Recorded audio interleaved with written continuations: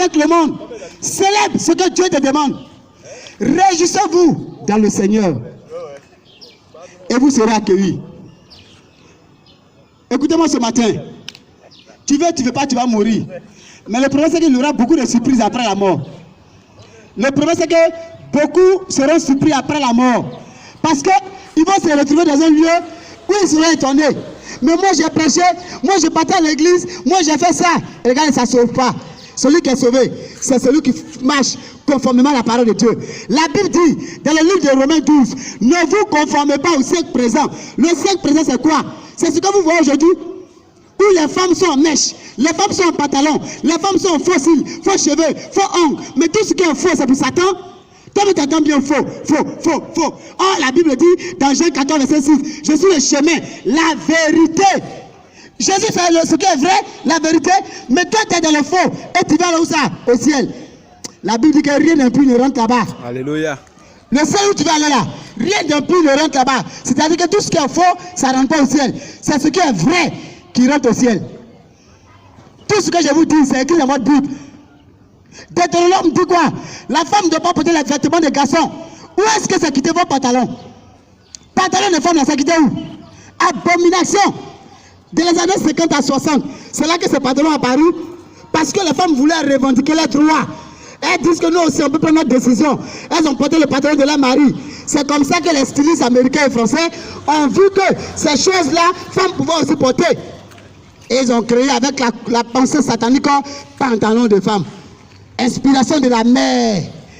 Et à chaque fois que vous portez cela, vous êtes en train d'insulter votre Dieu. Femme, réponds-toi si tu vas au ciel ce matin. Arrête ces abominations. Sors de ce monde. Ces habits sexy, ces pantalons de femmes, jette-les. Sors des salons de coiffure. Parce que ça ne vient pas de Dieu. C'est le lieu où on dénature l'homme. Regarde dans le livre de Romains 1, verset 26. La Bible déclare qu'elles se sont dénaturées. C'est pour ça la colère de Dieu sur eux. Une femme qui se dénature ne peut pas plaire à Dieu. C'est comme tu insultes Dieu. Ah, moi tu m'as mal fabriqué un Dieu. Il y a mes cheveux, il y a mes cils là, il y a mes sourcils là, et il y a mes lèvres. Moi je voulais lèvres rouges, moi je voulais lèvres vertes, moi je veux lèvres chocolat, moi je veux lèvres comme pour les Beyoncé là. Tu es maudit. À chaque fois que tu corriges Dieu, tu es maudit. C'est une révélation, c'est pas une injure. Et les gens n'aiment pas la vérité. Quand on les annonce la vérité, ils disent tu me juges. Mais où est la différence entre juger et vérité alors? Si vous mélangez tout. Le jugement, c'est quand je te dis que va à l'enfer. Toi, tu es condamné, c'est fini pour toi. Ça, c'est le jugement. La vérité, c'est quand je te dis que sors dans ça pour ne pas que tu ailles en enfer. C'est ça la vérité. Qu'est-ce que tu en sais? Sors de ce monde. Je dis toujours aux gens que c'est mieux de rester là où il n'y a pas de condamnation. Chrétien, chrétienne, tu m'écoutes ce matin? Si tu veux, tu ne veux pas, c'est que tu m'entends. Oui, ou là où tu as assis, ça rentre dans ton oreille. Je dis, là où il n'y a pas de condamnation, c'est mieux de marcher là-bas. Écoute-moi très bien. Est-ce que Dieu peut condamner une femme parce qu'elle est naturelle? Je n'ai pas mis mèche, je n'ai pas mis fossile, je ne me suis pas maquillé, je suis bien habillé. Est-ce que Dieu peut condamner une femme à cause de ça? Jamais. Mais est-ce que ce n'est pas possible? Mais si tu ne crois pas ce que j'ai enseigné ce matin, est-ce que ce n'est pas possible qu'une femme soit condamnée parce que son teint noir là, elle a changé ça en clair? Parce que ses cils là, elle a rasé, ses lèvres là, elle a changé. Est-ce qu'une femme peut être condamnée pour ça? Ah, toi, il faut réfléchir. C'est mieux de rester là où il n'y a pas condamnation. C'est mieux de rester là où il n'y a pas condamnation. Parce que si tu vis là où il y a condamnation, si tu mourais aujourd'hui, ce soir ou ce matin, où il a ton âme? Question. Où il a ton âme? Avec ses maquillages. Où il a ton âme? Avec ses faux cheveux. Appelez comment? Mèche. C'est fossile. Tout est fossile, tu n'as rien de naturel. Le jour où tu vas nettoyer ton maquillage, on ne va même pas te reconnaître. On dit, mais c'est la seule là qui est là. On dit, non, c'est pas elle, non, c'est elle, non, c'est pas elle, non, c'est elle. Tu as vu? On ne sait même pas qui tu es. Parce que tu veux ressembler au démon. Tu as percé tout ton corps. Tu as percé ton nez, tu as percé ton oreille, tu as percé tes fesses, tu as percé ta langue, tu as percé où encore? Hey! Tout ce que je te dis, c'est écrit dans ta Bible. La Bible dit que tous ceux qui perçaient leur corps, ils étaient esclaves. Va lire dans les autres 21, ça est dedans. Tous ceux qui perçaient leur corps avant dans la Bible, ils étaient esclaves. Et quand l'esclave dit qu'il ne veut pas sortir de l'esclavage, on dit bon, envoyez-le, on le met à côté du poteau, on pèse son oreille, et ça reste comme marque d'esclavage. C'est écrit dans les Actes 21. Comme ton pasteur t'a jamais prêché ça, je te révèle cela aujourd'hui. Parce que si tu te révèles cela, ça va diminuer son offrande, ça va diminuer sa dîme, l'église va vider. Et pour cela, il va te prêcher la gloire, la puissance. Aujourd'hui, actuellement en décembre, les puissants thèmes que vous allez voir maintenant, c'est la traversée du pont, la traversée de la nuit, la nuit terrible, la nuit renversée, la nuit soulevée. C'est quel thème tout cela? Ils ne vont jamais prêcher la sanctification, quitte dans le péché. Ceux qui sauvent là, on ne prêche pas ça. On prêche plutôt les choses abominables. Les choses qui n'ont même pas de sens, qui ne peuvent pas sauver l'âme. Sois délivré ce matin au nom de Jésus. Amen. Ce matin, Dieu te parle. Parce que certainement, peut-être que c'est à cause de toi seul qu'on est venu dans ce carrefour. Peut-être que c'est à cause de toi seul, on est là. Parce que Dieu t'aime. Sors de ce monde, de ces abominations. Cherche Jésus en esprit et vérité. Ne rentre pas dans la nuit où on te dira non. Il y a un frère ici, il s'appelle Ézéchiel. Il a 32 ans. Ta maman est sortie. À tout moment, pendant que je te parle aussi de ton village. Dans mon village, il y a Abver. Comme c'est dans quel village, il n'y a pas Abver. Abomination. Et les gens aiment les mensonges. À tout moment, ici dans ton champ. Dans ton champ, tu as mis avocatier, non? Il y a Manguier, non? Ta fille s'appelle Rosélie, non? Attends, bon, tout c'est une révélation là-haut. Ça sauve l'âme en quoi? Si tu connais le nom de mon village, tu connais mon nom, nom de mon papa, en quoi est-ce que moi ça me sauve? Tous ces prophètes de mensonges, ils étaient dans la Bible, Élie les a tués. Oui, les gens n'aiment pas la vérité. Élie les a tués. Après Jézabel, vous connaissez Jézabel dans la Bible? Vous ne connaissez pas Jézabel? On va lire 2 Rois 9, verset 30. 2 Rois 9, verset 30 dit quoi? Jéhu rentra dans Israël. Jézabel ayant appris, mis du feu à ses yeux, les fossiles là. Ce qui veut dire que c'est pas aujourd'hui ça a commencé. Mis du feu à ses yeux. Et qu'est-ce qu'elle va faire? Elle va regarder à la fenêtre pour séduire l'homme de Dieu. Donc tous ces maquillages que les femmes mettent aujourd'hui, c'est la séduction. Ça vient de la sirène.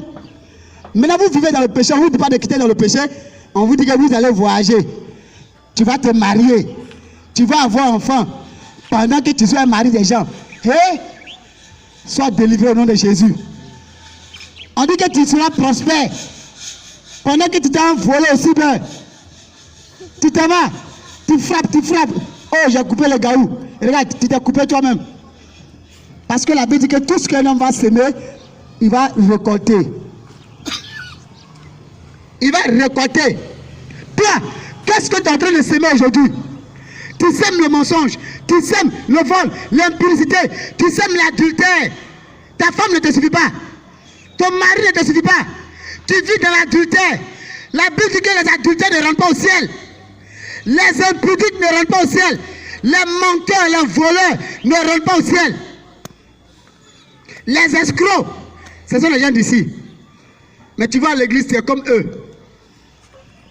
Ce matin, je répète, j'appuie et je signe encore dessus.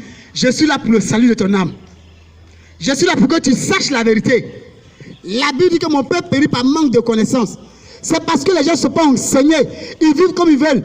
D'autres par contre, ils sont enseignés, mais ils ne veulent pas changer parce qu'ils aiment le monde. Toi, tu as écouté ce matin. Jésus t'aime, change. Sois naturel, surtout vous les femmes. Soyez naturel. Comme l'homme de Dieu disait tout à l'heure, vous allez dire que non, Dieu regarde le cœur. Regarde, le Dieu qui a créé le cœur, comment lui ne peut pas voir le corps de l'homme? C'est qu'il n'est plus Dieu. Si Dieu regarde ton cœur, c'est que Dieu regarde aussi ton corps.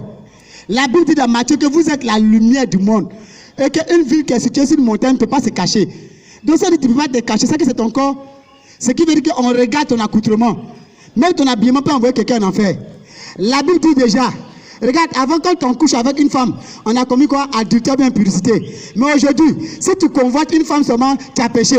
Mais regarde ta jupe, regarde ta robe, ça arrive où ça? Si tes genoux, mais quand on regarde tes cuisses, il ne faut pas qu'elle va être séduite. Tu séduis les gens, donc tu es une femme prostituée, tu t'habilles mal. Regarde ta poitrine exposée, tu dis que tu es chrétien. Ton corps est dehors, tu es chrétien. Des tatouages sur ton corps, tu es chrétien. Pour séduire les gens.